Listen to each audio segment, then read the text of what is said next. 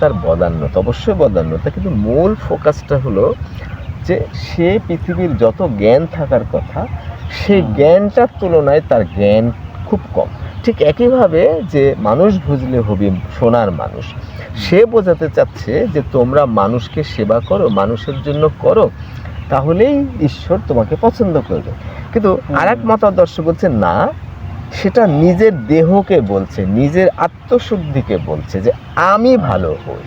তাহলে মতান্তর হচ্ছে যে একটা মহল, যারা শিক্ষিত, যারা জ্ঞানীগুলো, এদের একটা মহল বলছে যে লালন ফকির বোঝাতে চাচ্ছেন যে তুমি নিজেকে, নিজের দেহ ঘড়িকে, নিজের আত্মাকে শুদ্ধ করো। হ্যাঁ, আত্মশুদ্ধি করো আগে, তাহলেই হবে। সবাই যদি আমরা আত্মশুদ্ধি করি তাহলে পৃথিবীটা সবার সুন্দর হবে। সুন্দর হবে। কিন্তু আমরা সাধারণভাবে দেখছি যে মানুষের কল্যাণে আসো।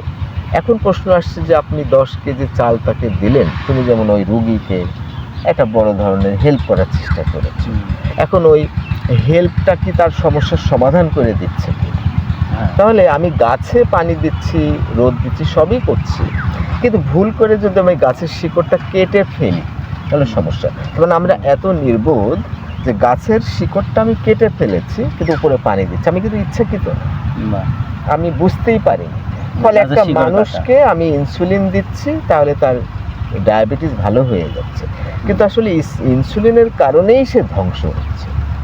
কিন্তু আমি দেখাচ্ছি, দেখেন কত 5 পয়েন্টে চলে আসলো 30 থেকে। তার মানে আমি জাদুকর ডাক্তার।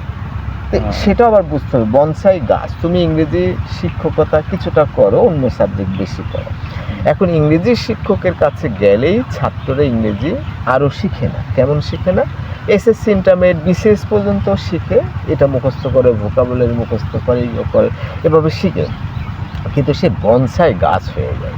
তার মানে আমার বন্ধু হলো বনসাই গাছের স্পেশালিস্ট, তার কাছে যদি আমি একটা গাছ রেখে যাই, দোস্ত আমি বিদেশ থেকে এসে এটা সেটা, তাহলে দেখা যাবে গাছ আর বড় হয়নি। কিরে, আমি 5 বছর পরে আসলাম আর তোর গাছ এত বড় হয়েছে কেন? কারণ ও শিকড়টাকে এমনভাবে সিস্টেম করেছে গাছটাকে যে গাছটার বয়স হবে কিন্তু বাড়বে না।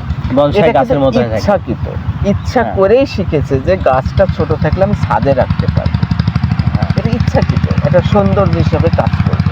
কিন্তু ইংরেজি শিক্ষক কিন্তু ইচ্ছা করে ছাত্রকে বনসাই গাছ করছে না, তার নির্বুদ্ধিতা, তার জ্ঞানের অভাব। সে কি করছে?